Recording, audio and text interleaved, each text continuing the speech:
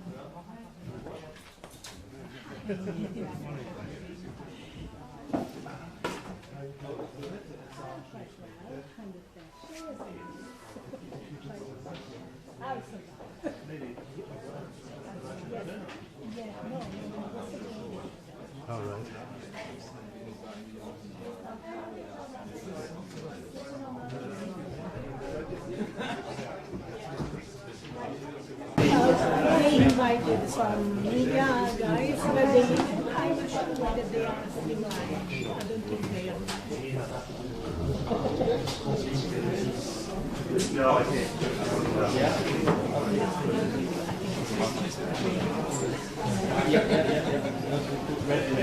Bernd?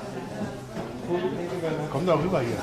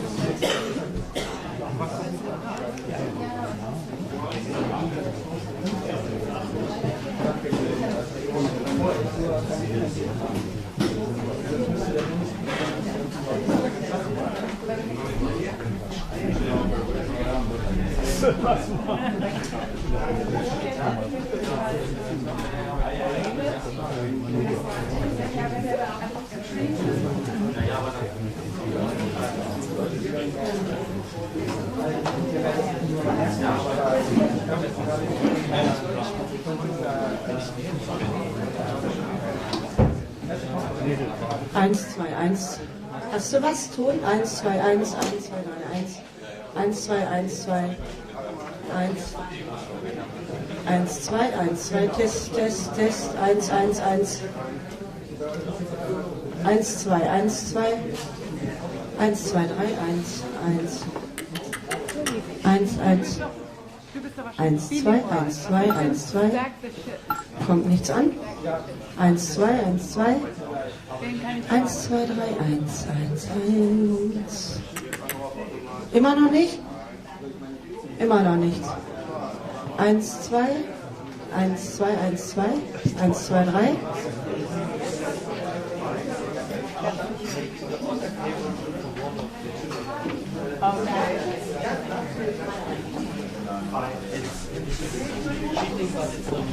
Okay, okay. Thanks. Okay, thanks. 1, 2, 3, 1.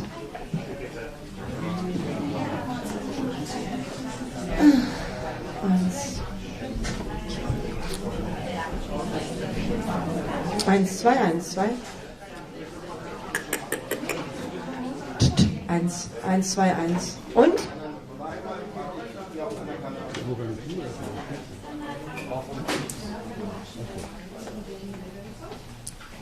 Eins, zwei, drei, eins.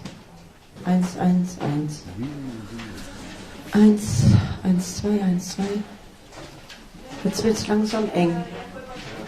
Ich müsste mal von der Bühne. Ich habe jetzt keine Zeit mehr.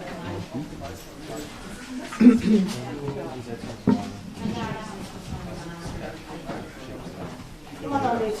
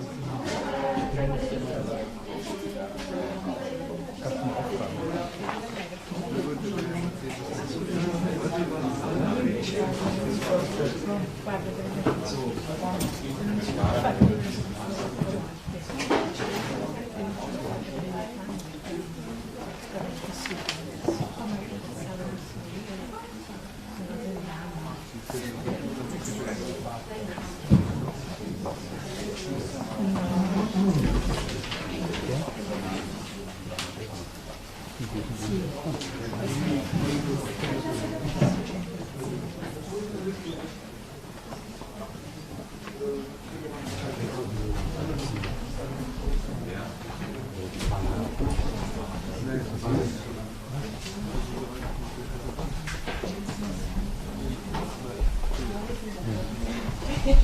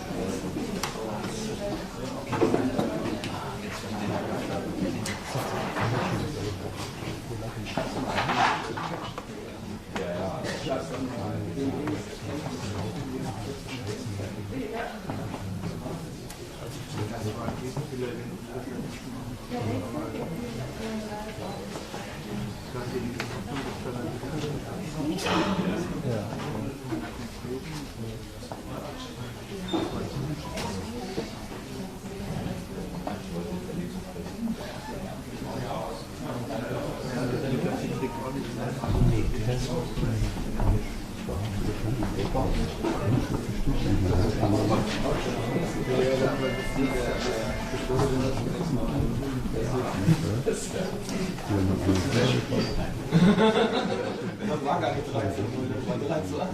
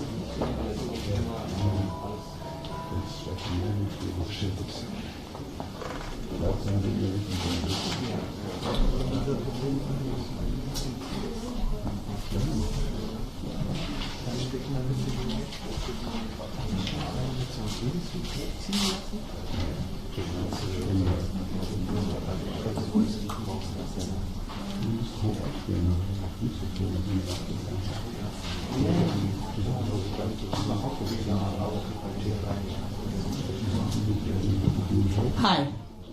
Is the microphone? Sorry for the delay. I was just waiting for one of our speakers who's just held up, but they're further held up, so we will just begin anyway. I won't waste any more of your time. Thank you very much for coming. It is the anniversary of 10 years of WikiLeaks starting today, and this is the first showing of a video that we have for this.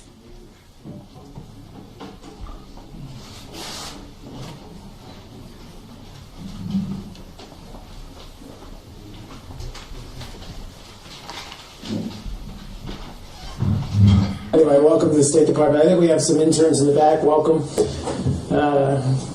Good to see you in this exercise in transparency and democracy. A decade ago, we knew a lot less about the world's powerful leaders and institutions. We knew only what they wanted us to know. Don't worry, be happy. Don't worry, be happy. Don't worry, be happy. Don't worry, be happy. Don't worry, be happy. Don't worry, be happy. Don't worry, be happy. Don't worry, be happy. We We didn't know how casually they broke the law or stitched up trade deals, how routinely they conducted mass surveillance or kidnapped, indefinitely detained, tortured, or even murdered people. But then, The whistleblowing website WikiLeaks. WikiLeaks is getting ready for a bombshell. WikiLeaks, Julian Assange. The guy ought to be, and I'm not for the death penalty, so if I'm not for the death penalty, I don't want to do it, illegally shoot the son of a WikiLeaks. WikiLeaks. WikiLeaks. WikiLeaks. WikiLeaks. I think the man is a high-tech terrorist. Julian Assange founded WikiLeaks, a media organization unlike any other. In 1 decade, WikiLeaks has published more secret documents than all the rest of the world's media combined. WikiLeaks has published more than 10 million documents, more than 10 billion words. If you print them out, they would reach the center of the earth and then come out the other side. To celebrate WikiLeaks' birthday, here are the top 10 greatest hits, 10 publications that helped us all better understand the world we live in. In 2007, WikiLeaks showed us inside Guantanamo Bay by publishing the manuals and standard operating procedures used to hide prisoners from the Red Cross, as well as PR guides used to eliminate certain words like suicide or to rename a hunger strike as voluntary fasting. 500,000 documents make up the Iraq and Afghanistan war logs, the most detailed description of war to have ever been published. Each attack and death is listed, including 15,000 kills that had been kept secret from the public. When European oil company Trafigura dumped illegal toxic chemicals in the Ivory Coast, it convinced a British court to gag the BBC and The Guardian. WikiLeaks published the gag documents breaking the censorship ban. In 2010, WikiLeaks revealed how a US Apache helicopter killed 18 people, including 2 journalists and people in a van driving children to school. What shocked the world was the video game commentary of soldiers eager to kill. Look at that, right through the windshield. Oh yeah, look at those dead bastards.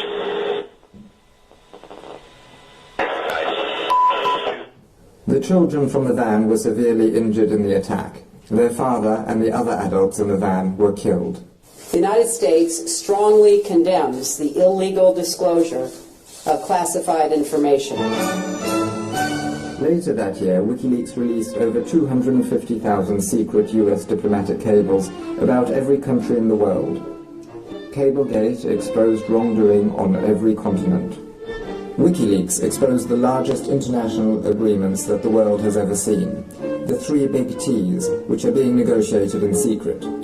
The 3 big T's are big businesses' new strategy to bypass the World Trade Organization and ensure that they get to set the international rules of what other countries can and cannot do.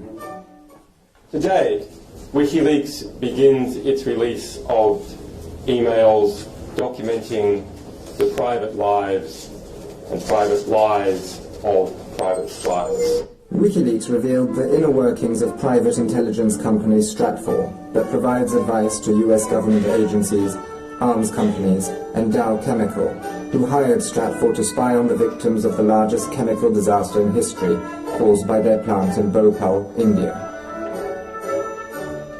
With the 2.3 million emails published in the Syria files, including the emails of its head of state Bashar al-Assad, WikiLeaks revealed the true nature of the Syrian elite. The Syria files also shed light on how Western companies profited from Syria by breaching sanctions. WikiLeaks revealed the US National Security Agency's spying on world leaders, including Chancellor Angela Merkel of Germany and the UN Secretary General Ban Ki-moon, the last 3 French presidents, and President Berlusconi of Italy. Finally, coming in at number 10 are the emails of the US Democratic National Committee, which showed how the DNC undemocratically and illicitly stacked the deck against Bernie Sanders. As a result of those leaks, the DNC's 5 top heads rolled. For the 10 million documents published, and the 10 million more to come, let us all wish WikiLeaks a happy 10th birthday. To help WikiLeaks publish the next 10 million documents, go to wikileaks.org/donate.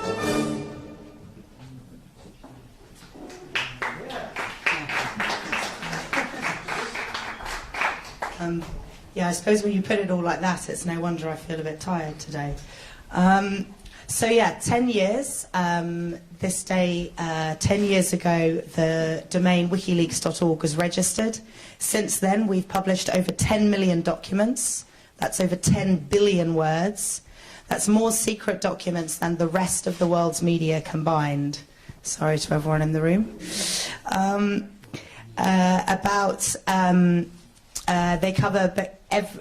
They cover information about every country on the world, and we've partnered to bring these revelations out with over 100 media organizations over the decade that we have been around so far. We're going to be celebrating over the next 10 weeks with new events being announced all the time, quite a number of supporter of activities that people can get involved in. We have promotions on our book, the WikiLeaks Files. This is the hardback copy, but the paperback is about to be launched. So yeah, there's a lot going out over these next 10 weeks on the sort of supporter community side. We actually have some quotes coming in, some happy birthday quotes. There's one that came in just this morning from Chomsky, which you might be interested in. He says, on our birthday, WikiLeaks has provided a unique and quite outstanding service to people of the world, bringing to them information that they should and deserve to have, and that has been illegitimately concealed by systems of power. So it all began 10 years ago with the concept of an online Dropbox that Julian Assange devised. This concept, we're very proud to say, has now become a lot more normalized and has spawned and is a number of media rooms around the world. The concept here was that there was a system that was possible to be built, that he did build successfully, that people could submit documents online. That means they could upload them and get them directly to a media organization anonymously. We are now on our second generation submission system. We relaunched it just over a year ago. It has become clear, as I'm sure all of you are aware, the NSA surveillance capabilities. We started understanding in quite a lot of detail about these capabilities back in 2010 with some of our releases there, and a lot more as we continued with spy files in 2011. And it became clear that a lot more parts were needed for our Dropbox to make it secure in this mass surveillance age. Also, we'd grown our area of expertise in the whole operational side of source protection. So there's some unique elements of our Dropbox. For example, the fact that the instructions can be read from every single page on the website. So we actually even mask who is even considering submitting a document. You can't even analyze the internet traffic to our site and see who might even be considering and wanting to understand the tools they'll need. So we've stayed at the top of our game on our Dropbox over the whole decade. And of course, our online Dropbox began netting leaks very, very early on. It was just a couple of months later that our first publication came through. And since then, they've just kept coming. We've had, for example, quite a lot on Guantanamo Bay. These began in 2007 with the standard operating procedures that came out then. These showed the regulations around torture, propaganda uses by the US government to try and cover up their illegal behavior within Guantanamo Bay. What happened with the Guantanamo files, we've noticed actually happens in quite a lot of areas, that when we start publishing, the impact that we go for, that we promise our sources, is very successful, and other sources of other information relating to that topic understand the expertise that we have in the area, that we've generated the media partners ready to work on those topics, and often as a submission and a publication on one specific topic will net more on the same topic. So after we began in 2007 on Guantanamo, documents about Guantanamo Bay, we actually just continued to get more, and we've been publishing up until 2011. We still had some more on Guantanamo Bay. There's a number of these. We will be looking at every week over the 10-week period at different topics, themes or countries, and these stats and information will be coming out. Some other examples of some early on documents, there's a couple of interesting ones. German media, Focus magazine.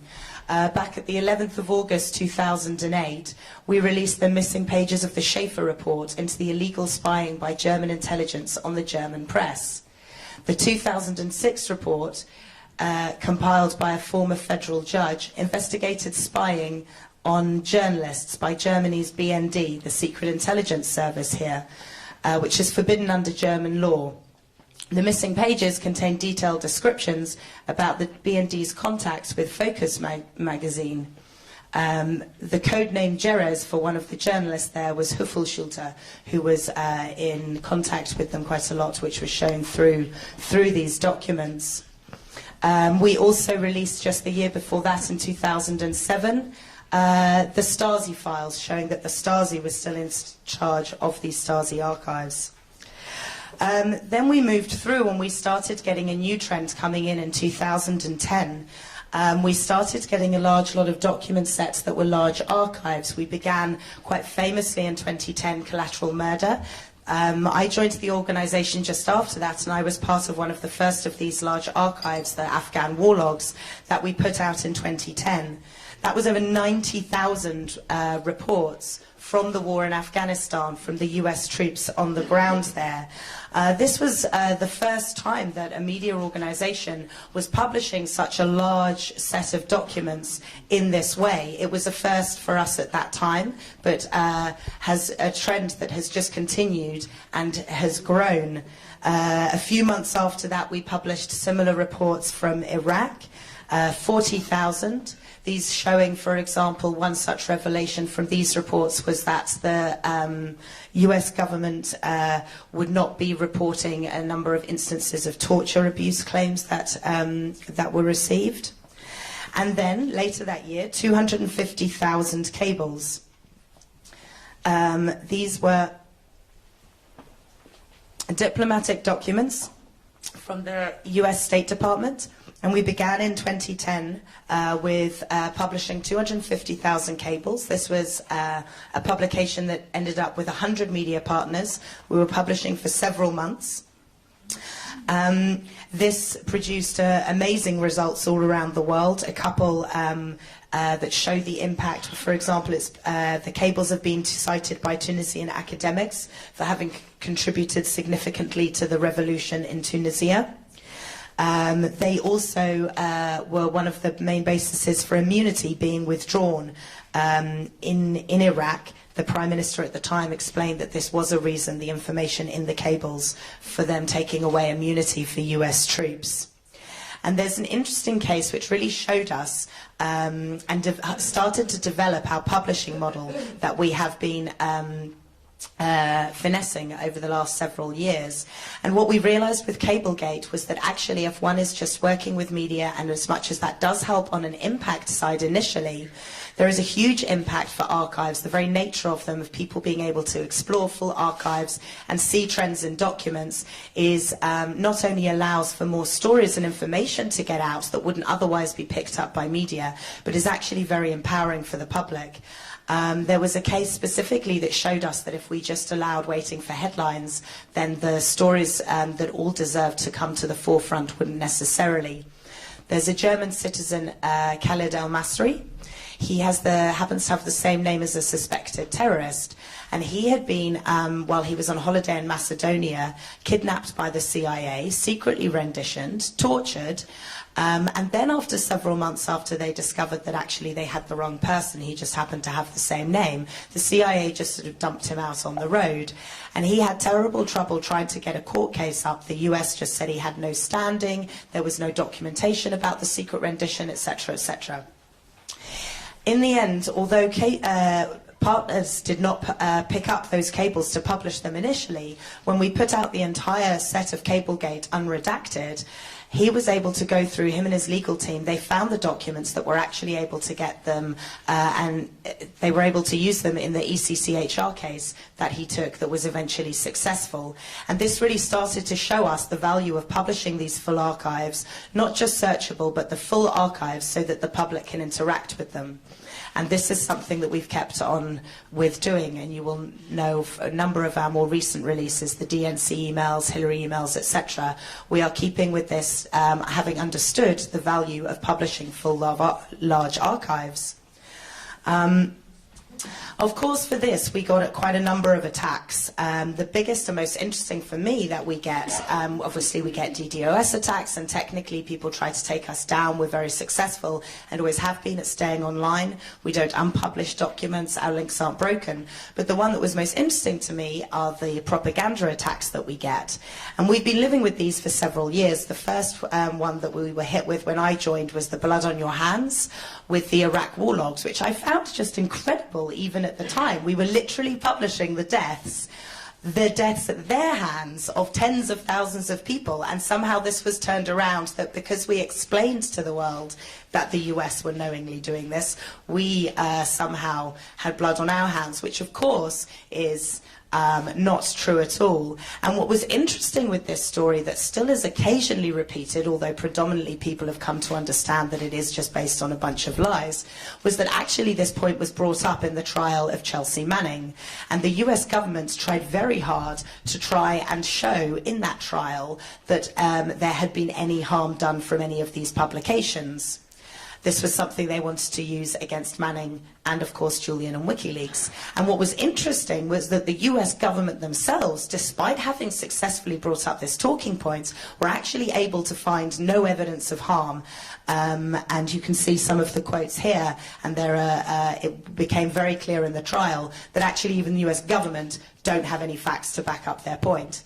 And we've seen these sorts of propaganda attacks continue. We're going through quite a large one at the moment. Doesn't surprise us at all. We've also come to understand quite a large trend with these propaganda attacks, that every time we're about to publish, or we're publishing large things, or we're in the middle of a big investigative partnership with a large archive that's coming out, and it's very clear in the power that this is coming, and the powers that be, or the organisation that we are publishing about, whose lies and secrets we are revealing, does start in this big propaganda spin against us. And so with the large amount of documents that are clearly coming, that Julian has made a few small references to recently, and of course some have come out, the DNC emails, etc.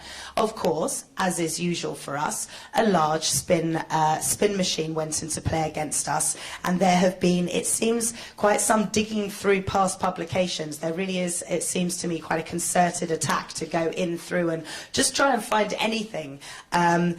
Of course, as is usual, when you start to pick them apart, none of these actually work. I'll just look at a couple of them now that have come out recently, just to illustrate, I suppose, how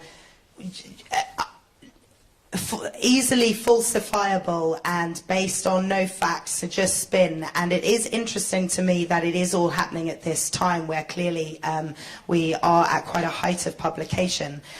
So for example, Russian agents. I'm apparently a Russian spy. We don't publish anything on Russia. Apparently it's a bit too difficult to Google WikiLeaks Russia and see the 2.3 million emails that we've put out exposing Assad's regime, because apparently we're not publishing on Russia and Syria, or the 650,000 documents that we've published on Russia. That was apparently a bit too difficult to fact check. What's another good one we've had recently? Oh yeah, the Turkish one. Oh, this was funny. Yeah, so then there was a big hoopla online because apparently we'd published some data on Turkish women and everybody was getting very upset and it was personal, etc., etc. The most amazing lack of fact-checking here, what was being referred to was not even anything that we'd published. And in fact, the person that did publish it actually stated that it wasn't us, that they'd published it and they had now removed it after this criticism. But apparently, well, we'll just ignore the tweet, we'll just ignore people explaining they published it. No, we'll attribute it completely falsely to WikiLeaks and try and get up this spin. So for us, these sorts of attacks are quite interesting. It's interesting to see the type of reaction and spin one gets. As I say, these are always, we've seen the trend, it is a reaction from an organization or entity that we are publishing about. They are bringing it up in defense, and so it is actually interesting for us generally to see the types of attacks, the type of spin and propaganda that is tried to be worked up, because this actually tells us even more about the organization, interestingly enough, that we were revealing about in the first place. So yeah, as long as journalists are willing to not fact check, we're willing to do it afterwards. And we've learned that the main lesson through this is, through these propaganda attacks, is just keep publishing. We publish real documents, true documents, source documents. They speak for themselves. The public can interact with them themselves, and that is, and always has been, and is now 10 million or 10 billion, depending on if you prefer words or documents, that many times that we have been proven correct on this. And so we will keep publishing. It has been 10 years and 10 million documents so far, and there are a lot more coming. We've got Julian will be speaking a bit more about that in a second. But right now, we're just going to hear from one of our media partners briefly. The other one was due to be joining us, John Getz. Sadly, he's been held up. Oh, no, he's here. Just at the last minute. Grand entrance, hey, John. I know your game. Stefania and John, if you'd like to come and join me. So John Getz is a German journalist here, and Stefania has come from Italy, and they're just going to say a few words about working with WikiLeaks as media partners. Me? Okay. Okay, can you hear me? Okay, good.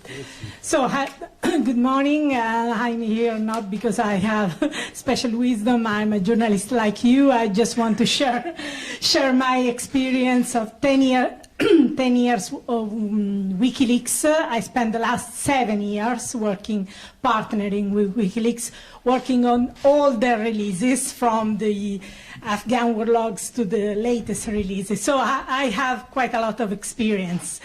And so... Sorry, Stefania Maurizzi, and it'll also be on the slide at the end, and it should be in, if you've got one of these packs, it should be there, but Stefania... Yeah, Stefania Maurizzi? Yes, I'm working... But yeah, it'll be on the slide at the end, Stefania Maurizzi. I'm working for the Italian news magazine L'Espresso and the Italian daily La Repubblica. So basically, it all started in 2007 when one of my high-value sources was basically destroyed, had very serious consequences, just for contacting me, just for trying to contact a journalist. So at that point, I realized that the well-established techniques to protect sources we journalists use are no longer working. We need something better. So I'm a mathematician. Before journalism, I got a degree in mathematics. So I have good sources in cryptography. And one of my high-level sources in cryptography told me, well, you should have a look on that bunch of lunatics. And the lunatics were the WikiLeaks guy. WikiLeaks had just been established, so very, very few people knew about even the name of WikiLeaks. So that top-level source in cryptography put WikiLeaks on my radar screen. And I started looking at this organization, their work, how they were publishing things, how they were basically operating, and I got very interested in their methods and in their approach to journalism, because it was a good approach, a very different approach to journalism. And suddenly, in 2009, one night in July 2009, at 3 a.m. in the morning, someone called me we are WikiLeaks, okay? Could you please get up and go to your computer, because we have a file, and you need to get this file before it is too late. Please go to your computer, and could you please help to verify the authenticity of this file? So I went to the I accessed this file and realized that it was very important. It was a file about the garbage crisis in Naples. Probably you know this crisis because it hit the headlines around the world. And it was basically the alleged role of the Italian secret services in this crisis. So at that point, I realized their methods. I realized how they were operating. Though at that time I knew very little, and I started tracking them down, trying to understand who they are, how they work. And that 2009, I basically started partnering with WikiLeaks on all their releases, working on each of their releases. And I could tell you some good paranoia stories about the paranoia of getting fake documents. But I could tell you also, tell you a very good story about tough journalistic work for verifying these documents and try to put them in a context, getting good stories, because this is what journalism is about: verifying documents, finding angles, finding stories, and make these stories accessible to how important. I mean, it was thanks to WikiLeaks documents that we were able to learn what happened behind the scene of the story, the Italian story. Actually, it is an international story. You probably know the extraordinary rendition of the Milan cleric Abu Omar. Abu Omar was kidnapped in Milan, and basically Italy is the only country which nailed the CIA agents involved in this rendition. And thanks to WikiLeaks cables, we were able to understand what happened behind the scene, how the US government tried to put pressure on the Italian prosecutors, in the Italian politicians, in order not to have this case going ahead in the court.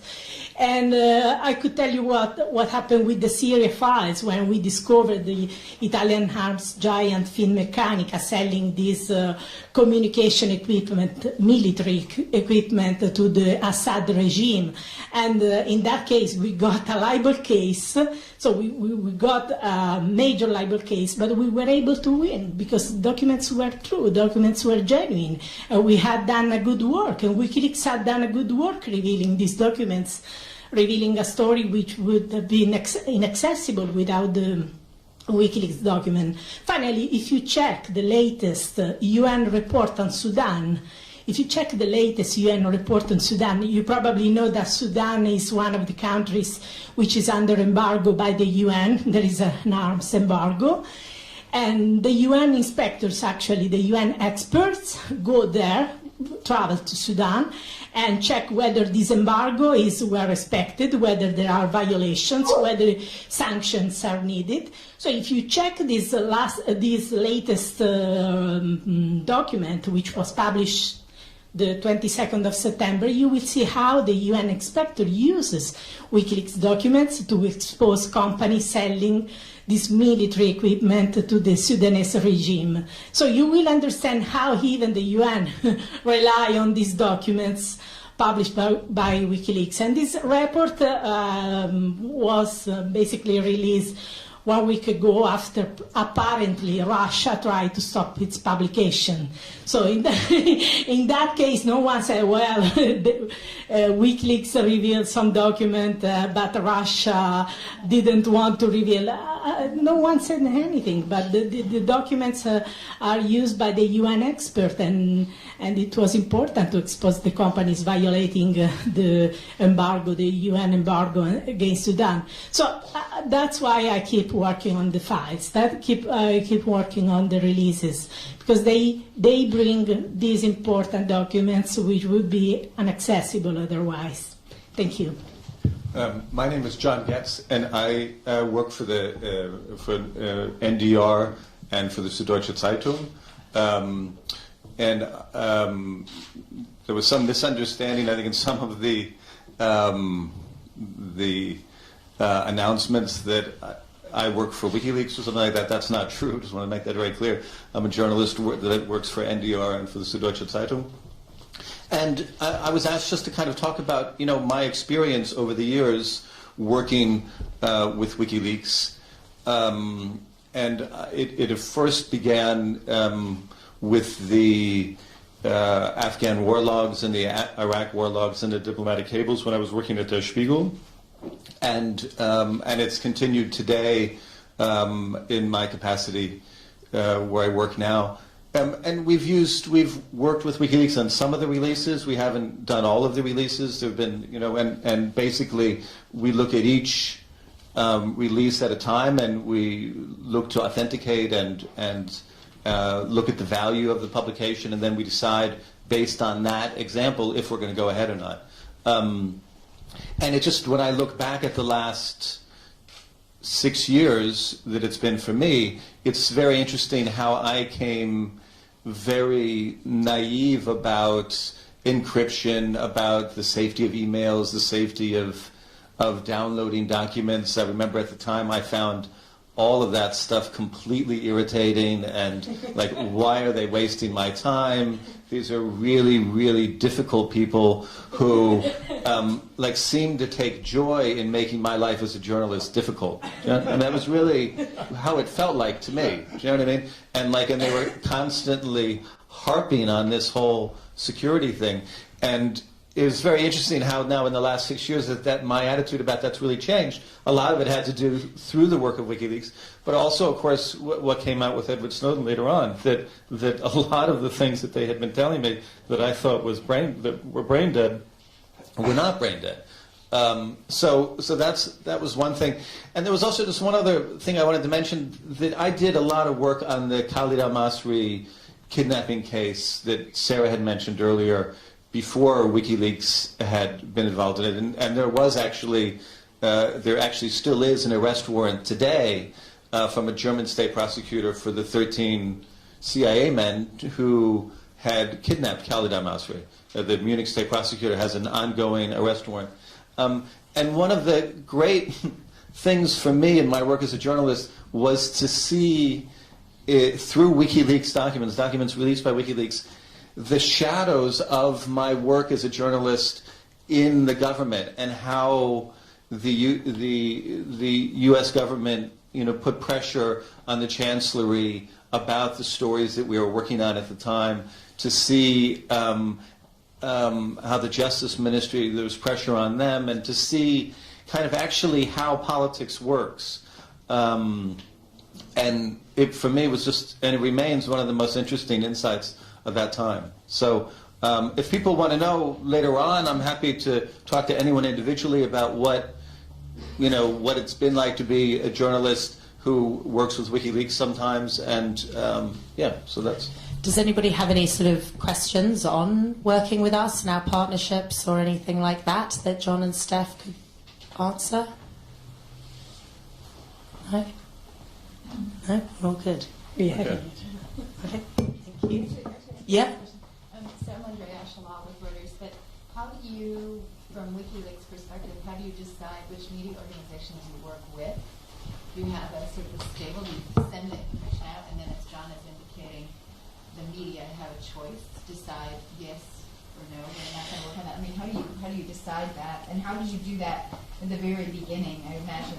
Yeah, so we'd had some media partnerships for some smaller size publications before Cablegate. In the summer we had with the Afghan war logs, for example, a sort of smaller size one than we then came to have with about 3 or 4 partners.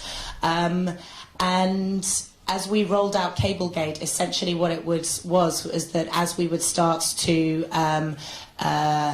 publish the cables to do with a certain region or country, we would basically analyse the media in that country and look at who had the best investigative teams, and would therefore do justice to the material. Often we got more than one in each country. We actually discovered, working with some of the media, that stories will on purpose be missed because of a political bias of the editorial of a paper. So we would often actually get multiple media in a country, which in itself, how that worked, often ended up quite an interesting exercise in itself of what one would miss and one would get, or miss on purpose. And then going forward, we've then built up this very strong partnership with over 100 around the globe. And so if there's documents relevant to a particular country or a particular interest in there, then we will approach the media partners that we have there already. And if there's an area where we don't have, although we're getting very few countries now in the world where we don't have good media partners. But if not, then we'll do the same process of analysing and deciding. And then there's a bit of a process of teaching the security tools and how to work in a secure way with the documents. So there is a bit of lead-in time. But that's how, and then when a publication comes along, again, same analysis, who will be the best media partners, what type of is our ideal partnership, and then we go and approach those people. Okay.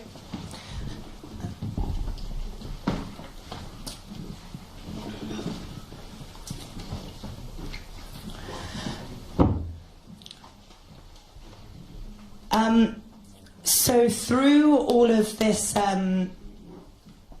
through all of these publications, we've had, yes, the propaganda attacks, but also some legal attacks against us as well. This began obviously in 2010 with the banking blockade. We've been working hard against that to not only get the blockade dropped, but to actually get some justice for it. Obviously, for an organisation that relies off donations, when we were publishing hundreds of documents a day, to not have that revenue stream coming in was quite debilitating for a while. But we pushed on through. We have managed to predominantly successfully defeat the banking blockade. We've won court cases against Visa and MasterCard, and we're in the damages phase of that. So hopefully over the next few months and year there will be some updates on that case, but we are being successful as that progresses. We've then, of course, had a lot of surveillance, electronic, some of it mass, surveillance, and some of it obviously targeted. Julian Assange is in an embassy where, although there was several months ago, the Met Police did put out a statement that they were taking away their overt surveillance. They did state that they were going to be upping the covert surveillance. Sorry, I thought that was a question. Sorry to pause. But yeah, so I had a particular interaction with some of the US grand jury case against us and the surveillance that we get. A couple of Christmases ago, I got a lovely Christmas present from Google, where they sent me finally, after having been keeping it secret for 2 years. They sent me the subpoena that they'd had on my emails. Now, it was interesting that this was a private email account before I joined WikiLeaks, so this really goes to show the dragnet nature of the investigation in the United States that Melinda will talk more about in a second. And just before she comes on, I just sort of want to say that we've really seen with the grand jury in the US from a member of staff that this is really, we can see that it is trying to get our boss, our editor-in-chief, Julian Assange, but it's quite worrying for all of us as members of staff that they're willing to go to these lengths, where my private emails, you know, with my family, etc., were caught up in this dragnet surveillance to try and get Julian on criminal codes such as espionage, conspiracy to commit espionage, Computer Fraud and Abuse Act. These are all very serious crimes in the United States. And this is on top of something I just want to illustrate now because I think it shows it quite well. This sort of surveillance and these sorts of secret legal threats that the US government has been, or the US has been making against us, have also come from a number of government officials in quite a personal way ever since 2010 they began.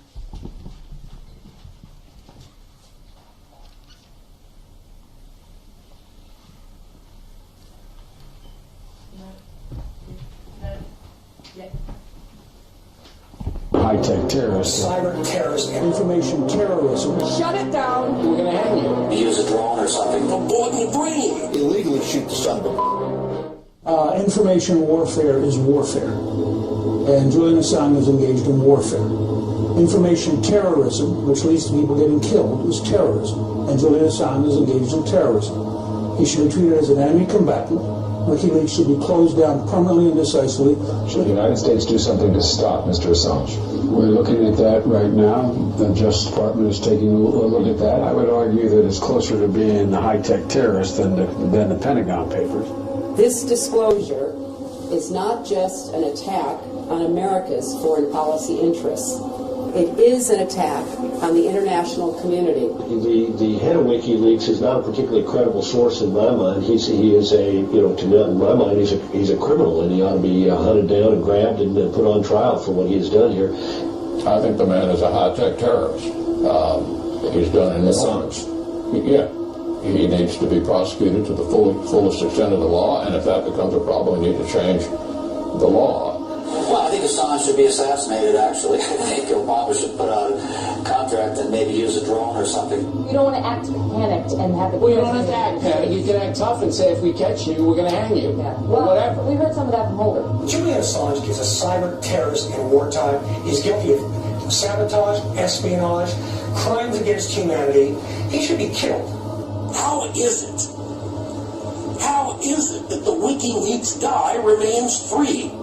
You know, back in the old days when men were men in countries for countries, this guy would die of lead poisoning from a bullet in the brain, and nobody would know who put it there.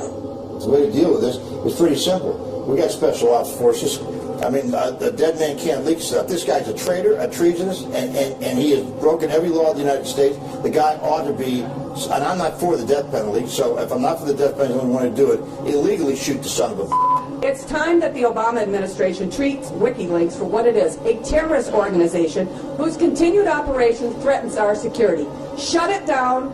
Shut it down. It is time to shut down this terrorist organization, this terrorist website, WikiLeaks. Shut it down, Attorney General Holder.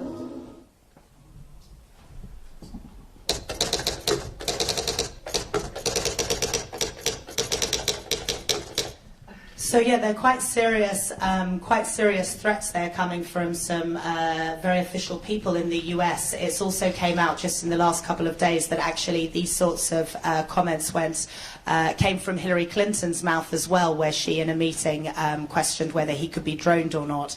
So to explain a little bit more about the current status and any updates of this US case, we have one of Julian's lawyers here, Melinda Taylor.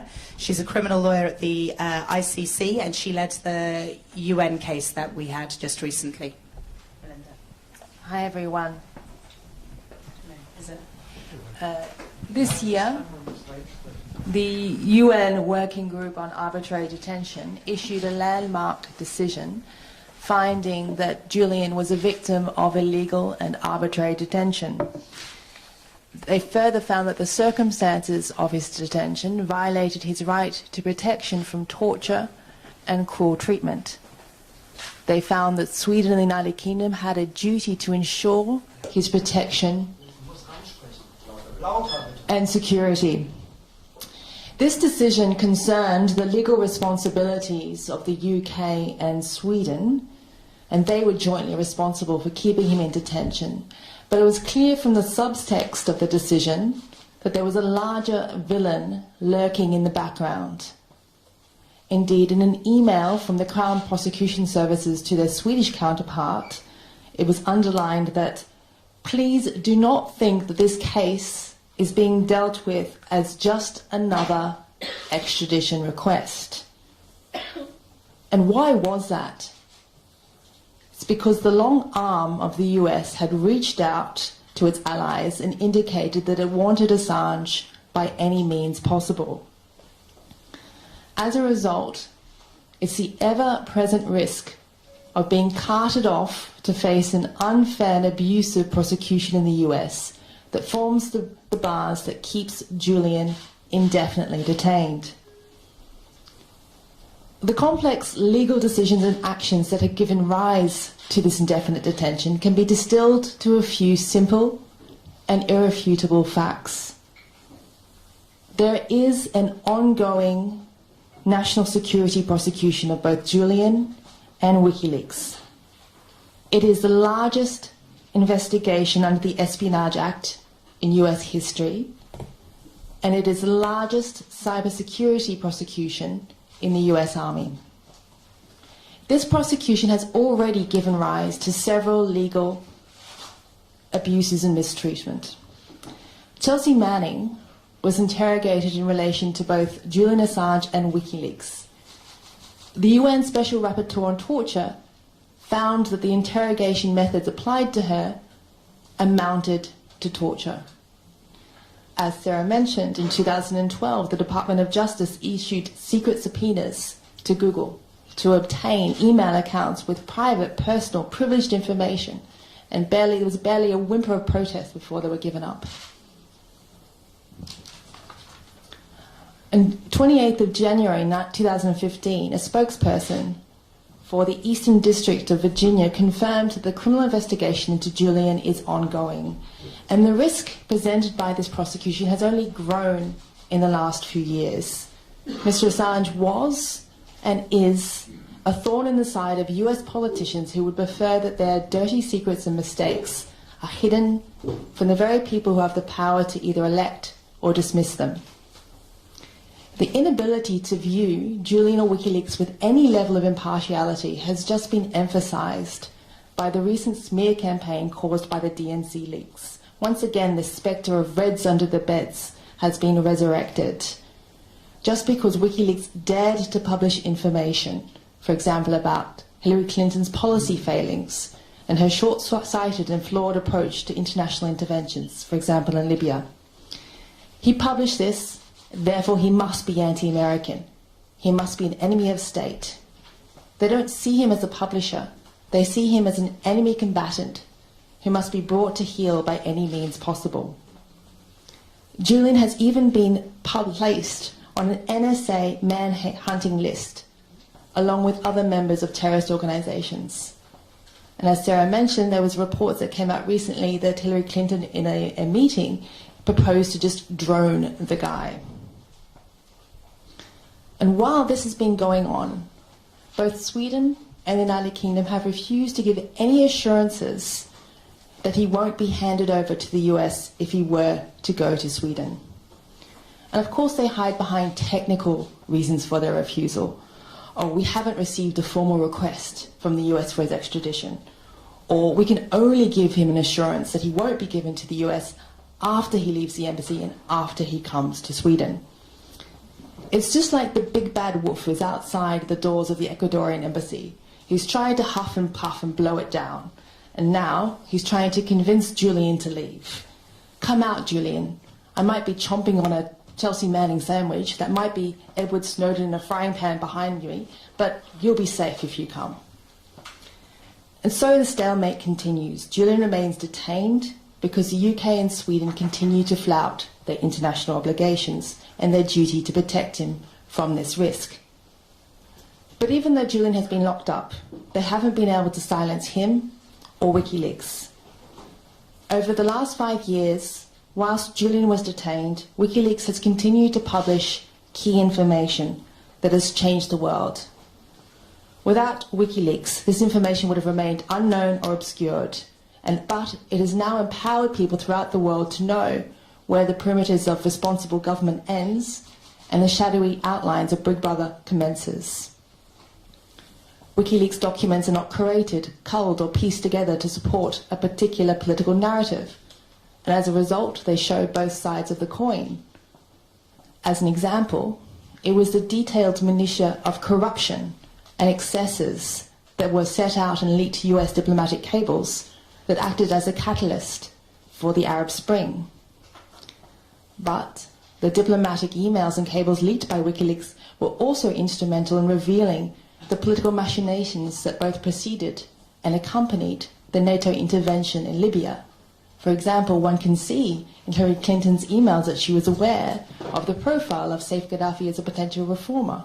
She was aware of potential peace plans that could have avoided further civilian casualties. The US were aware, even later, that if he was tried in Libya, it would be inevitable that he would be given the death penalty. Nonetheless, all of this was avoided or ignored because of the political calculus between securing oil contracts as compared to protecting civilian lives. So these documents have had a range of repercussions in a range of areas. They're used by both the Victims' Council and Defence Council international courts and tribunals. And that is because they help to establish the truth. Truth might be a universal value, but it's a rare commodity. Not everyone has equal access to authentic evidence. If you're a sitting head of state or a head of a multinational corporation, often you can conjure up documents at a minute's notice. But if you're a human rights defender, a political opponent, or a dissenter, it's very hard to get access to evidence to help prove claims or protect your rights. But by making troves of authentic documents freely available, WikiLeaks has leveled the legal playing field. Thanks to WikiLeaks, you don't have to be a government crony or an insider to get information concerning, for example, the collateral murder of civilians and journalists in Iraq, mistreatment of detainees in Guantanamo Bay, US spying on foreign diplomats, unfair and unbalanced trade agreements. Today's event has been convened to mark the 10th year anniversary of the registration of WikiLeaks. These 10 years have transformed the notion of democracy and human rights. Because of WikiLeaks, people throughout the world have the power to know what has been done, why it's being done, and by whom it's being done. Through this knowledge, they can more fully participate in the world they live in and protect their rights. I would like to thank Julian.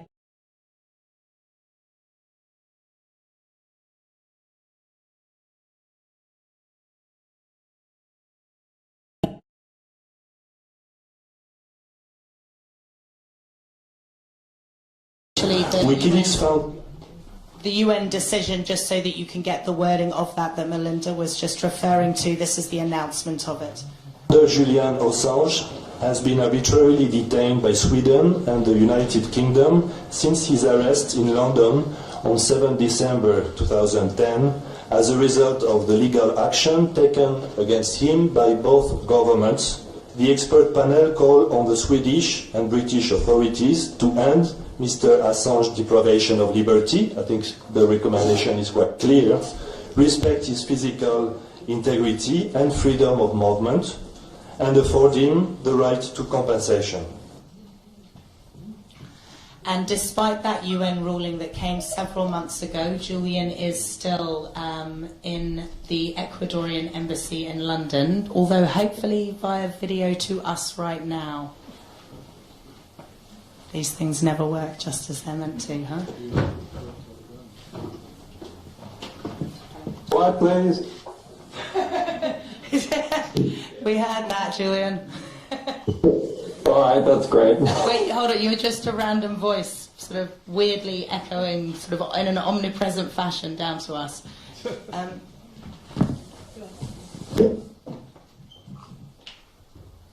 Come on, Scotty.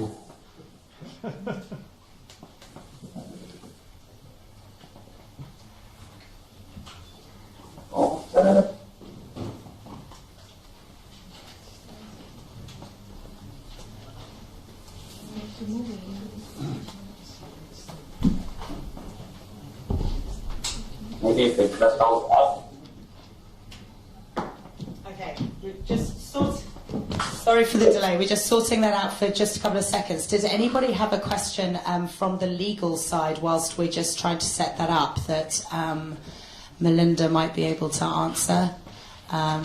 Yes. You talked a lot about the threats that you've been facing. I just wanted to ask about yesterday why this announcement wasn't made from Assange's balcony. You talked about security threats. Can you elaborate on that? I don't know if you want to make sort of a general comment. I would say that on the specific announcement, so sort of, I know it sounds a bit bad, but it's a bit of a get-out clause, but obviously the nature of sort of a security issue for him is one that we can't really go into too much. Oh, we've got him, sorry. Happy birthday. Thank you. This is Truth, not Ruth, actually. I actually didn't hear much of what went on because you need to be close to the mic that's connected to the computer system. But, okay, so I understand we're in the Volksbringer, and to thank the Volksbringer for again for letting us use that space. It's a quite important place here in Berlin. Okay, so let me get my notes and we'll begin. We have about 20 minutes, is that right? We're running a little overtime. No? Yeah. So I'll try and cut it to 15 so we have time for questions. Over the last 10 years, WikiLeaks has released 10 million documents comprising of 10 million words. And why numbers are not everything, they're a start.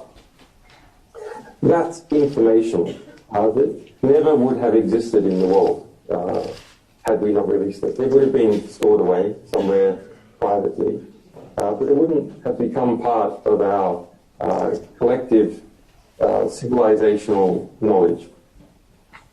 And it corresponds to approximately 3,000 documents a day on average. That's a hell of a lot of work. That's why we don't release every single day. We do things at scale in order to, say, release 100,000 documents at once. But it does pan out to about 3,000 documents per day. Now, why do this at all? I am in a position where I've been detained without charge here in the UK in one form or another, prison, house arrest, the last 4 years in the embassy. As a result of this work, some of our sources, or alleged sources, have suffered terrible consequences in the United States. Actually, not many.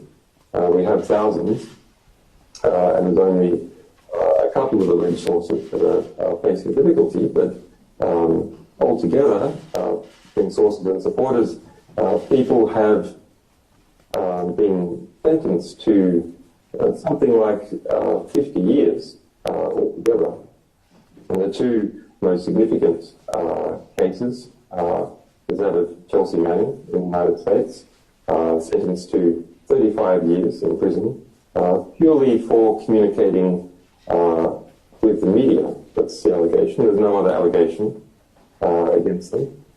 The United Nations found that they had been tortured by the subject to cruel and inhumane treatment akin to torture.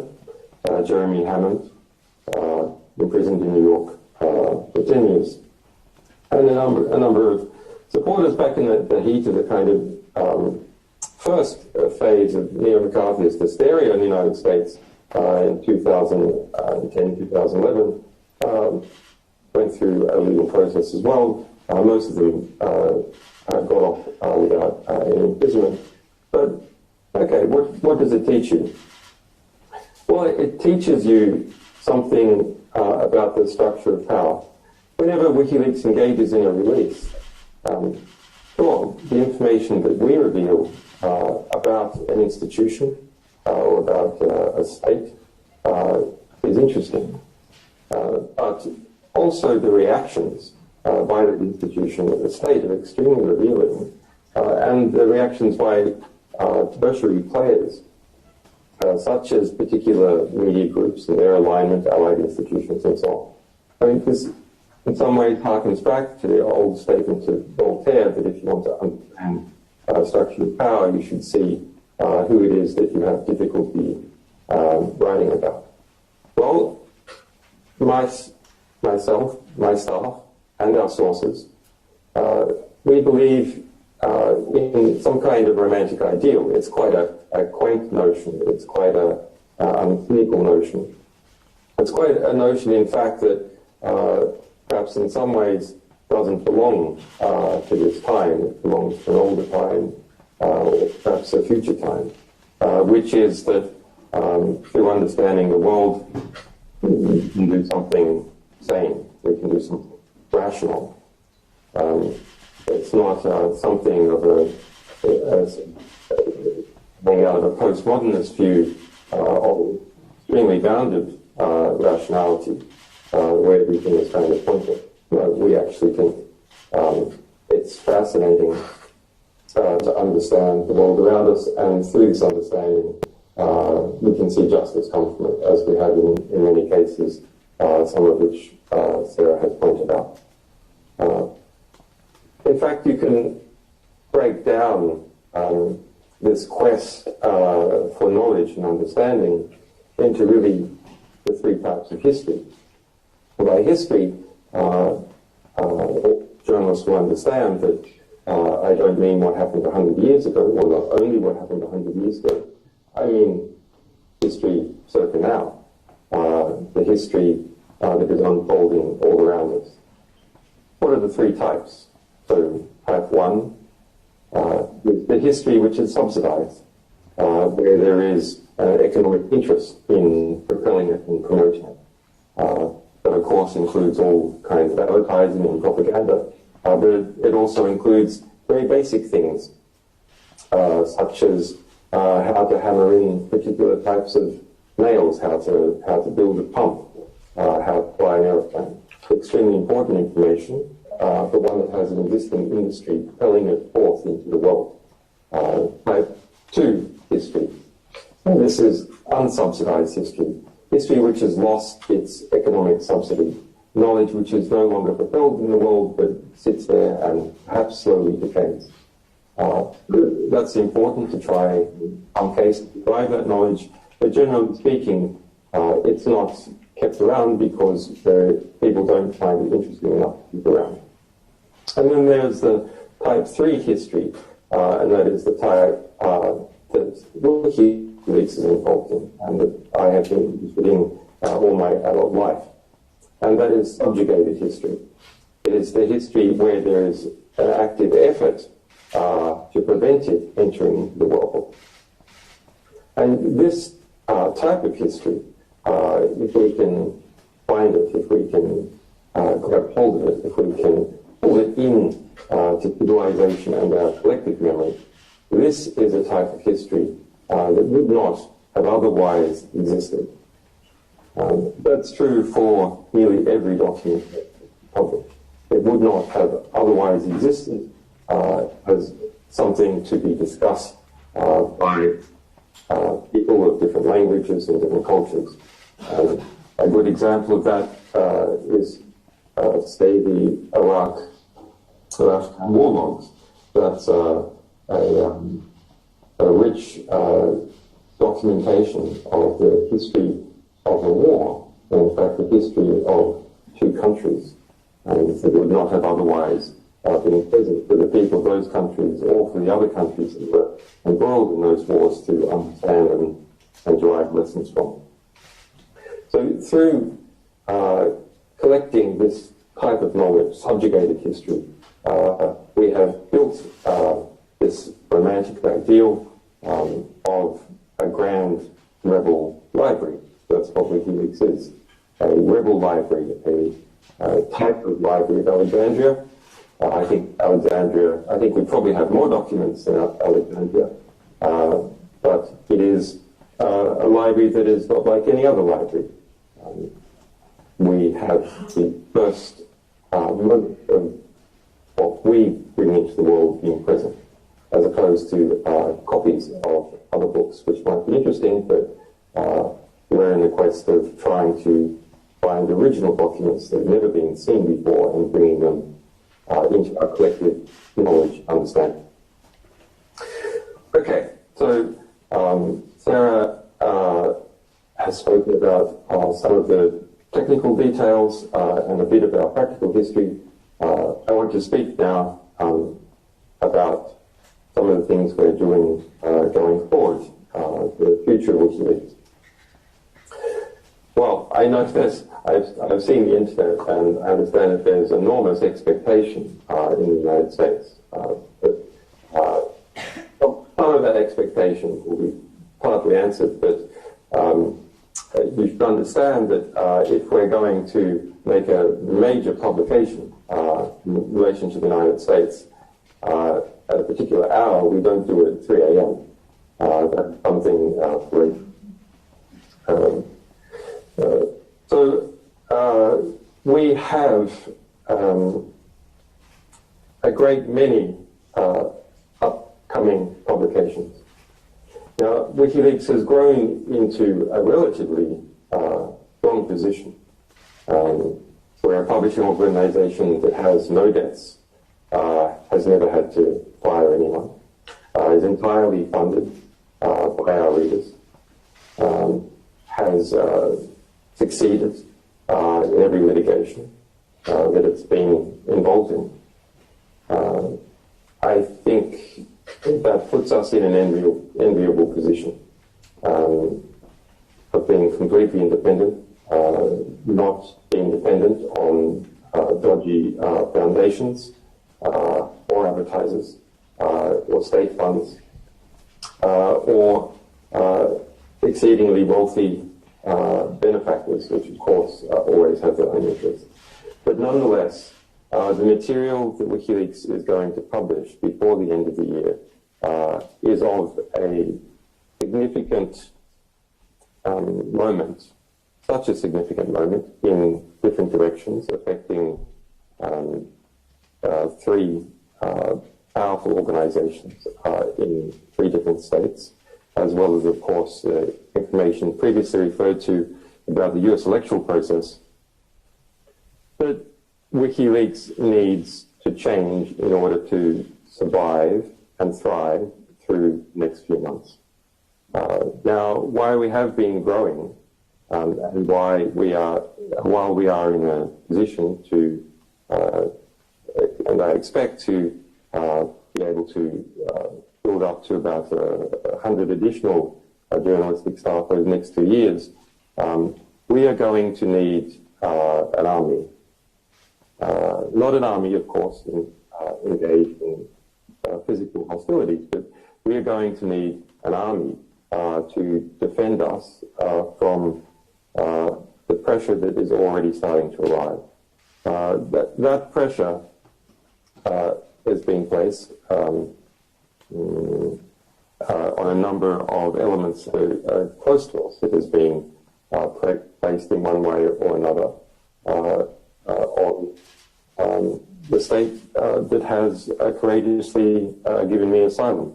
It will not succeed. There will be consequences for it. If necessary, of course, if I am not able to continue or the Ecuadorian people are unreasonably blamed for WikiLeaks publications, I will have to resign as editor, but our publications will continue. So part of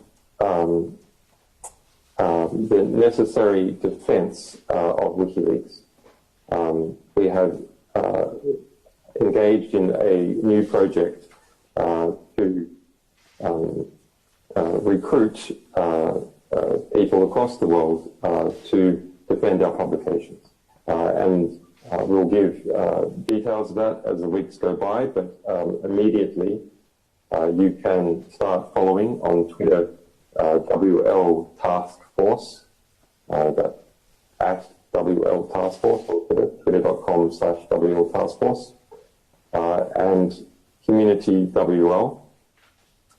Follow those, and we will issue guidelines about how you can promote WikiLeaks publications, prevent their censorship, and we will also give, if necessary, effective call to arms if the pressure increases a lot more than it already has, which I expect almost certainly that it will. What else?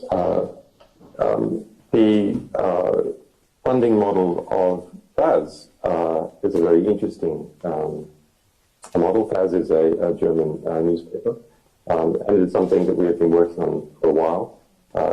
WikiLeaks will soon launch a membership system where we will give voting rights in relation to 20% of the discretionary expenditure we have. It's important to keep us independent and keep a sustained and predictable income as opposed to significant income coming from the times of publication, but in the times of between publications where there's extensive litigation, then the funding is more unpredictable, which is a difficult position to be in if you're in the middle of litigation. Okay, on upcoming journalism, because we have so many publications due before the end of the year, we're in both an enviable position and also in a very difficult position of having more than 1 million documents to get through of many different sources. We need to increase our number of press partnerships. We have about 110 different organizations over the years. I think there's about 89 that are active at the moment. I think Sarah might have displayed them before. But we need to increase the number, especially in the United States. So journalists that are interested in taking one angle or another on upcoming publication and getting embargoed access, we do need to be a publication which has significant impact. Write to press@wikileaks.org and tell us what your circulation is and what your medium is and what your subject matter expertise is. We have a book which has just come out, that is the WikiLeaks Files. It is out now in the United Kingdom. It is 40% off this week at Verso. If you just Google Verso WikiLeaks Files or search for it some other way, that's a free book, and it's available by ebook as well. We have another book coming out later this year. These two books, which I've written here in the embassy, one about Google and one about cypherpunks, how cryptography permits journalists and others to protect themselves from mass surveillance. Look at that. It must be the green. Okay. Now, upcoming publications. We hope to be publishing every week for the next 10 weeks. Now, we have on schedule, and it's a very hard schedule, all the US election-related documents to come out before November 8th. Our upcoming series include significant material on war, on arms, on oil, on Google, on the US election, and on mass surveillance. So journalists who are interested in those subjects, please write to press@wikileaks.org. We will be beginning the first publication in that series this week. I'm not going to specify the hour because, of course, all the press whacks get ready to try and spin in the other direction. Okay, so finally, so we can get on to questions, there's a lot of thank yous. I'm going to avoid 10 years worth of thank yous. Needless to say, an endeavor like WikiLeaks comes about as a result of the efforts of a great many people and institutions, common allies, love of what we're doing, and in some cases, sympathy and the thrill of doing something that's important. So I don't want to give a map of all the important people by thanking them. but that necessarily isn't a suggestion that everyone I'm about to mention is not important. So it's a mixture. First of all, the committed team of brave technicians and journalistic staff that make WikiLeaks what it is, which is an organization which has technical understanding at its core. That is our speciality, that is our comparative. Our sources, of course, without which none of this is possible. We will always keep your trust and do the best to get the best impact possible for you. We've shown over the years that we do. Our readers, supporters, and defenders who keep our mission going. A lot of staff and a lot of legal battles cost a lot of money. And it's only through the funding of our readers and supporters that we're able to keep that big ship going. Our increasingly formidable legal team, they're public, so it can be named, including Balthazar Gazon, Barry Pollack, Margaret Kunstler in the United States, Maureen Taylor, Gareth Pierce, Stella Morris, Renata Abilia, Kerry Schenkman, Jennifer Robinson, Julian Burnside, Greg Barnes, and more than 100 other lawyers in different countries, nearly all of whom work pro bono, although they're expenses. Our allies, media partners, and other defenders in hundreds of institutions and countries, especially the Center for Constitutional Rights in the United States, FFDN, Reporters Sans Frontiers, Human Rights Watch, the ACLU, and the Freedom of Press Foundation in the United States. Professor Gavin McFadgen, who's in a very difficult way at the moment in terms of his health, Susan Penn, and John Pilger, who should be personally thanked. The people and government of Ecuador, from the United Nations, who've courageously respected my human rights despite considerable pressure over the years. The people of Germany, the Holland Foundation, Der Spiegel, the Deutsche Zeitung, the CCC, Angela and Daniel Richter, John Gertz, and there's many others who I can't mention. And last, but perhaps most significantly, those who died fighting in this business. Michael Ratner, Chief Legal Counsel, John Jones, who, together with Melinda Taylor, presented our UN decision.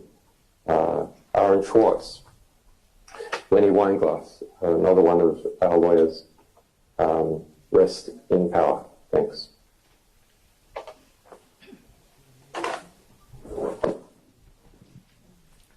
Thank you very much, Julian. So we have some time to take some questions. Yeah, sure. There's obviously been a lot of speculation in the US that the leaks that are about to come out are going to destroy Hillary Clinton's campaign. Can you confirm or deny that? Julian, do you want to take that one? Because I think it's the false quoting of you that's been the issue on some of this. So sorry. It was referring to, do we have any comment on whether the upcoming publications to do with the US elections will destroy Clinton or not? There has been a lot of misquoting of me and WikiLeaks publications. In this particular case, the misquoting has to do with that we intend to harm Hillary Clinton, or that I intend to harm Hillary Clinton, or I don't like Hillary Clinton. All those are false. They come about as a result, principally, it seems, of Hillary Clinton's campaign and defenders trying to personalize our publications. Are upcoming publications significant in relation to the U.S. election? Yeah, we think they're significant. Do they show interesting features of U.S. power factions and how they operate? Yes, they do. Any other questions? Yeah, sorry, me again. Yeah. Julian also implied that there's been some kind of threats towards the Ecuadorian people as a result of Ecuador giving Julian asylum. Can you elaborate more on exactly what kind of pressure they're under? Julian, do you want to? The question is, you seem to have referenced that Ecuador or the Ecuadorian people have been threatened because of the decision to give you asylum. Is that what you said, stroke meant, and can you elaborate any more? I didn't say threatened. I said that there's significant pressure. It is, if you read the Ecuadorian press, you can see some of that in play in relation to other forms of pressure and developments in the United Kingdom, the United States, in response to our upcoming publications and the DNC leaks. Well, we have a lot of sources, and those sources are in US politics, intelligence organizations, and their equivalents in the United Kingdom. And so, yeah, we know when there are developments afoot, and we're aware of them, and we will understand them and react accordingly. Yes? So far during this election cycle, you focused on leaks from the DNC. Can you specify if upcoming releases, including before the election, would also affect the Republicans? Can you go that far? That was trying to get into content of upcoming releases, re the elections. Will it also cover Republicans? I mean, we generally don't go into sort of content of releases for quite specific reasons, in that part of bringing the impact and also ensuring or trying to minimize the ability to get up a spin before we've actually gone live is one of the reasons why we keep the releases so confidential. So there are good reasons for it. I don't know if you want to elaborate any more, Julian, though, on the Republican-Democrat spin that people have tried to. There's a lot of fascinating angles that are unexpected. I think he can't hear what we're saying, so he was talking about the publication. He said there's a lot of fascinating angles. That was the quote that he used. He can't really, the sound back to it. Yeah, it's. Any other questions? Yeah, I'll go to the lady first and then come to you if that's okay. Yeah. If you look at what you've summarized this now, what you've accomplished over the past 10 years, looking ahead for the next 10, what are your goals overall, specifically? Like, what do you hope to accomplish in the next decade with WikiLeaks? The lady said looking at the past 10 years and then looking at the decade going forward, what do you hope to accomplish with WikiLeaks? What are your goals? In the goals going forward? Well, yeah, going forward for a decade. Yeah, I mean, we've come to understand something about modern human institutions and how they work, and how power works and how it's shifting, and that gives some ability. Although, as everyone knows, it's always limited to look forward and understand where things are going. I don't think I'll surprise anyone by saying that we're going in next year into a pretty serious space in the global geopolitical order as a result of either of the two current US presidential candidates and the power factions that are behind them, and waning Pax America in different ways. And the shifting from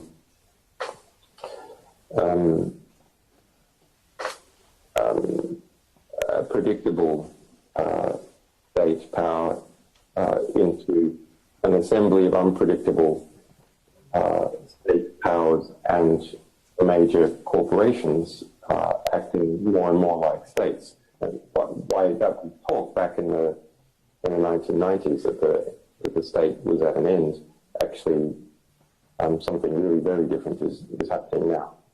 I don't think something that could have been foreseen at that stage.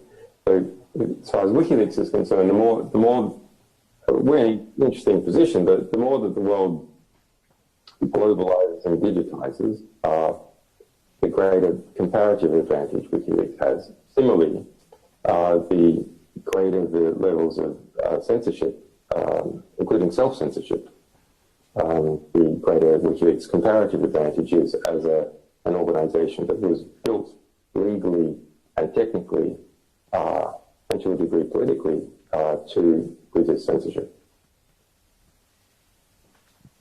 The gentleman at the back. My question is, you said you released 10 million documents in 10 years, which makes 3,000 documents per day average.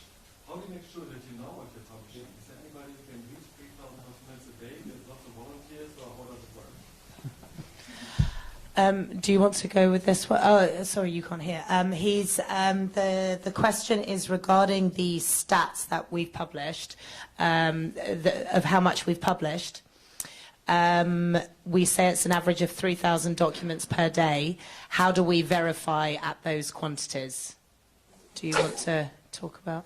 Sure.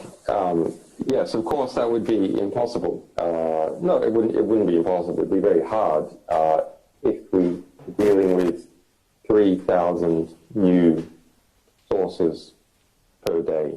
One source, one document, times 3,000. But it's a matter of verifying collections and verifying something about the source or the original source of intermediaries related to a collection of material. So we do enormous batches of some cases. One case we did nearly 5 million documents, for example. If I can just add as well, I think this goes back to what Julian was just referring to about how we have quite a niche within our organisation in that we have large levels of technical expertise at our core.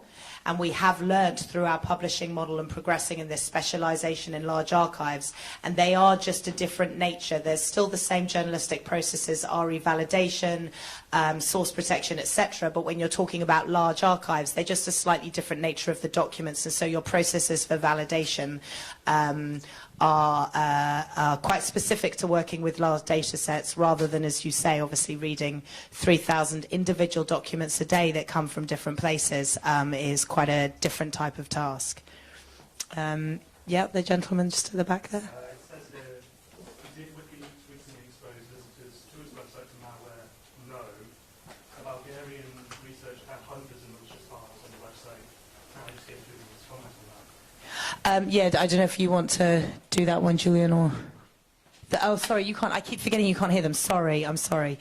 The gentleman was just asking the question about the malware, and he stated that a Bulgarian researcher has found much malicious malware on our site, and just wanted, I guess, an explanation of that one. Well, sure. I mean, it's quite.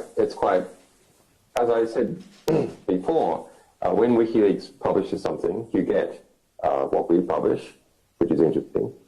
You get the reaction by the institution concerned, which is interesting. And then you get the reaction by the allies or those people sucking up to the economic or political gradient of the institution concerned.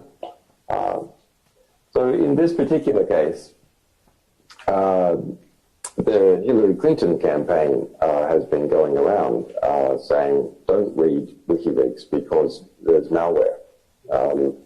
And spreading that quite aggressively, and her sympathizers as well. Yeah, and so people have been trying to push that. But the reality is, we are very interested in pristine sources. So WikiLeaks materials have been gone gone on to be used in a great many number of legal cases. So we're not interested in kind of, in censoring our materials or redacting them at all in general, but very occasionally we might redact for a limited period of time if there's some security situation involving some person, but only for a limited period of time. And the case of where, for example, in the AKP, the Turkish ruling political party of Erdogan, where we published around 200,000 of their emails from this, most of them from this year, some from the year before, but all published this year. There was malware sent to the AKP, either from criminal gangs or from state attacks on the AKP.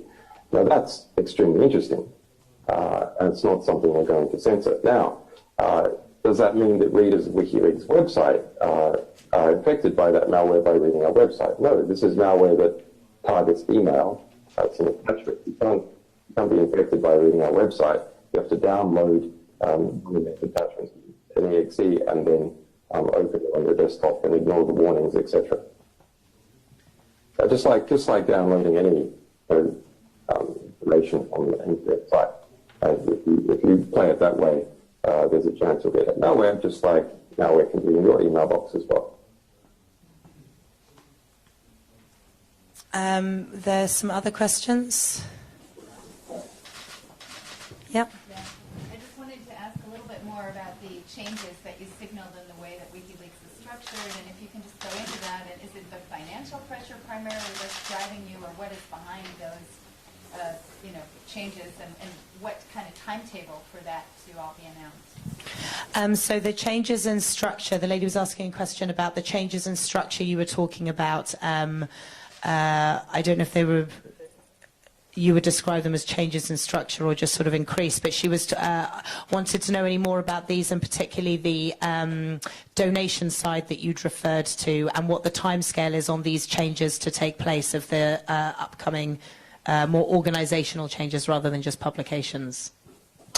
Well, I mean, some of these things are immediate. As I said, our effort to build a very sizable community and bring in the public as a task force to analyze, amplify our publications, and to defend us against what is a really quite remarkable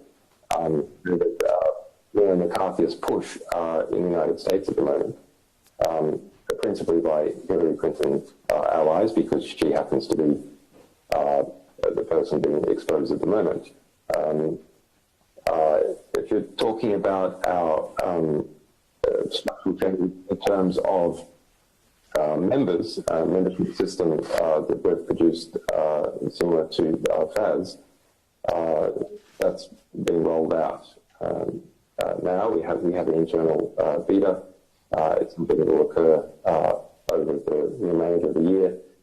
We hope to have it, the membership sign-up system done in about 30 days.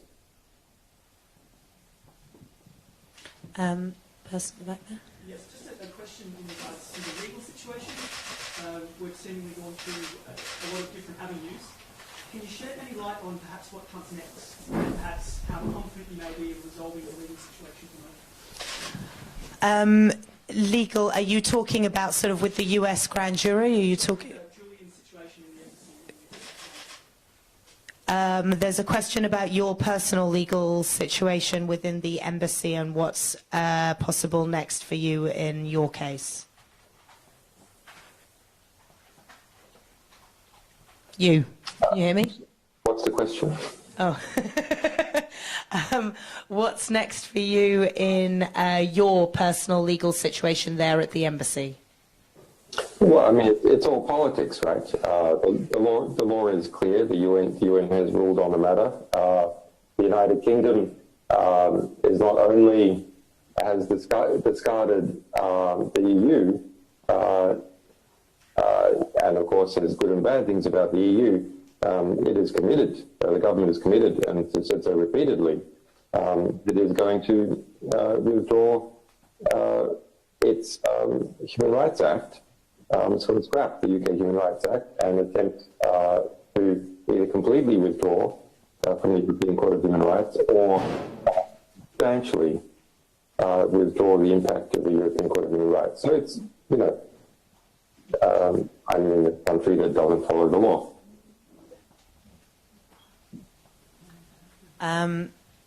Yes? In context of some of the things we've seen on the WikiLeaks Twitter account, does Julian feel some affinity of some kind to Donald Trump? What's the connection? Sorry, it's just very funny when you know. Do you feel any affinity with Donald Trump? This is in the context of some of the tweets, and I suppose this accusation that you're for Trump because against Clinton is the accusation that people try to make. And so the question was, in the context of this and our Twitter feed, do you feel any personal affinity with Trump? You need to, the mic's a bit muffled, so you need to speak clearly. Do you feel any personal affinity with Trump? With Trump? That was the question, yes. It's an interesting question. I feel personal affinity, really, I think, with all human beings. You can, through understanding someone and what drives them, you can feel sorry for them. I certainly feel sorry for Hillary Clinton and Donald Trump. That's a kind of human sympathy. These are two people that are tormented by their ambitions in different ways. Any other questions? Yeah, just at the back there, gentlemen. If you could provide a rough timetable for the first election week, or actually when the first election week might come. So this is talking about, you were explaining there's a number of different publications coming up. Are you able to give any more specificity on when one specifically to do with the elections will be coming? I know you've said there'll be several over the next weeks.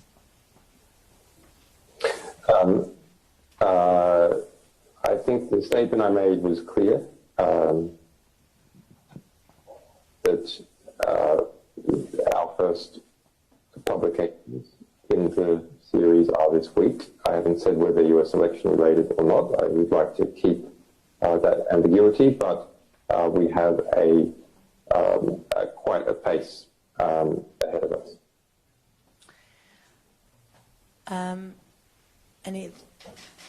Yeah, so.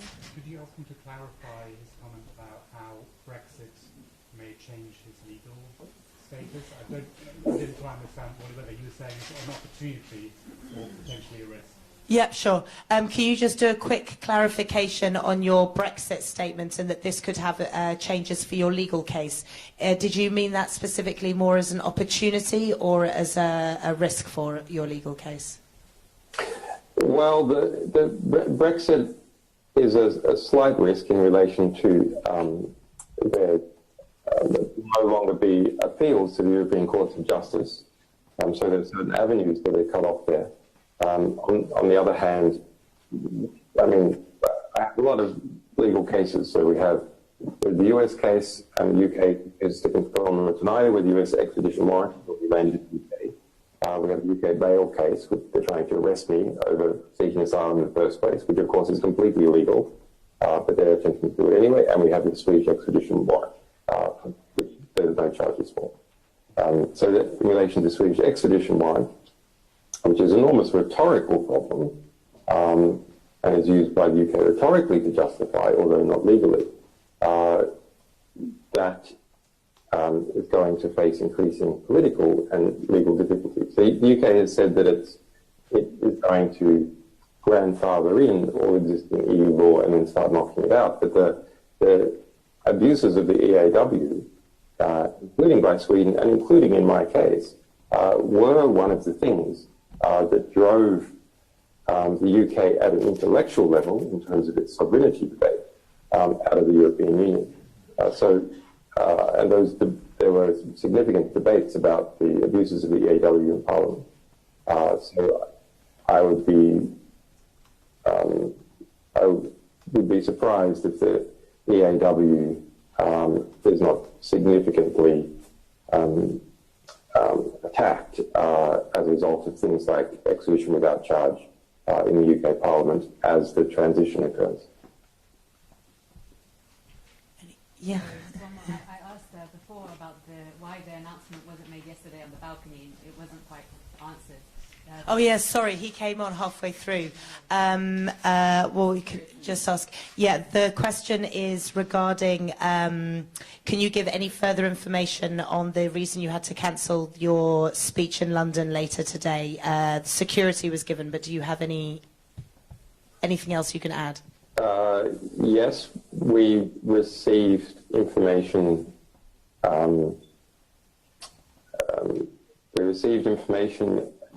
That meant that the people involved in doing the security for the event believed that it shouldn't be done.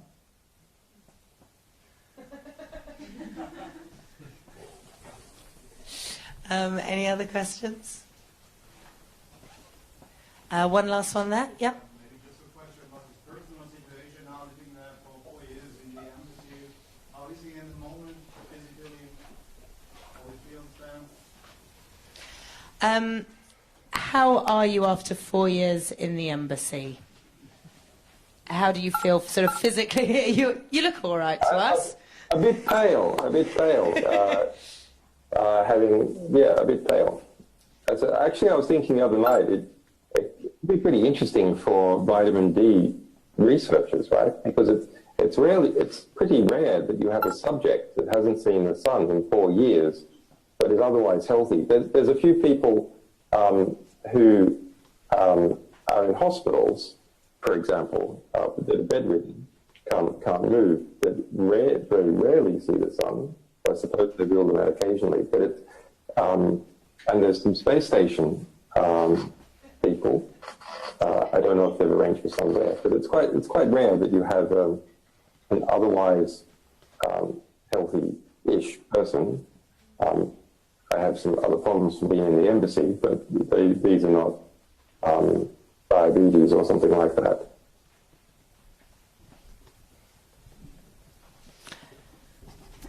One last question. What can Americans do to support WikiLeaks now that it's been polarized as every American supporting them as a communist? Red on the bed, I prefer down on the bed. There was a question specifically in relation to the propaganda attacks that we receive, and particularly from the US. And in that sort of context, do you have any advice for our supporters from America who may sort of feel pressures for them to be maligned, etc., because of their support? Robustly engage with it. It's I love it. These propaganda attacks, they're so amazing. They're pathetic and laughable in all sorts of cases, and dangerous in others, but they're so revelatory of the different associations in power between different groups. So you should really see them as an opportunity to understand who's aligned with who, and how social and political conformism works. It's a very accelerated process, and so one is able to see it unfolding in real time. In terms of combating it, there was some of you may not know, but there was an incredible front page story of the New York Times a few weeks ago, in interior pages about us, with no facts in the story at all. The only fact, or alleged, the only news in the story was that the US government said they couldn't find a connection between us and Russia. That was the only fact. But the whole story was actually angled the other way, to have half incidences, not even absurd claimed coincidences, such as that I started speaking and campaigning about ROJ TV, which was the largest Kurdish language TV station, or at least it was, until a dirty deal, which we exposed, between Barack Obama, the Turks, the former Prime Minister of Norway, Rasmussen, who was going to become head of NATO, and did, and the Danish intelligence services and the Danish prosecution authority got together and decided to kill off ROJ-TV, just eliminate it legally. It was imported in Denmark, beamed up to Eurosat, and beamed down again. And the case is now proceeding at the European Court of Human Rights. So our cables revealed the deal was done. Turkey would only permit Rasmussen to become the head of NATO if they knocked off ROJ-TV. So because the ECHR case was on, I started speaking about this. And so the New York Times made the claim because Rasmussen was the head of NATO, and Putin didn't like the head of NATO, Rasmussen, that our talking about and drawing attention to what I think is actually the most interesting cable, or rather the cable that kind of has it all, is Rasmussen cable, because it's got, the collapse of separation of powers in a liberal democracy, the Kurds, censorship, NATO, blah, blah, blah. But this was somehow proof of alignment. So these are, they're just pathetic kind of arguments. If you go to justiceforarms.com, you can read the facts about me and my situation and use those to combat propaganda. And for WikiLeaks, we have today released frequently distorted facts. If you go to wikileaks.org/10 years with a numeral 10, wikileaks.org/10 years, you can read about some of those frequently distorted facts. But I think it's a real opportunity to educate people and, as I said, see the structure, power and influence unfolding in real time in this bizarre, liberal, neo-McCarthyist hysteria that's unfolding in the United States. Yeah, we're sneaking one last question in. Yeah.